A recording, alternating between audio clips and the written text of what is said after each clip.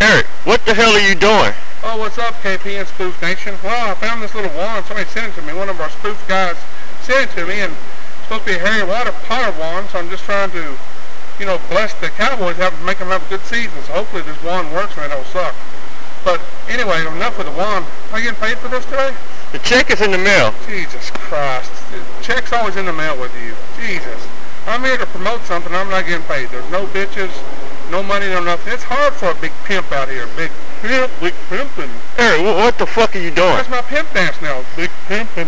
People stop me all the time now and look and say, Eric, and do the pimp dance. That's mine, bitches. I've invented the pimp dance. Me, bitches, me. Eric, just do the goddamn promo. Okay. I'm here to promote the musical showcase coming on Spoof. Just look, keep looking, it's coming. We got several acts coming, good rappers coming, so musical showcase on Spoof. And so my main question is, why am I not getting paid?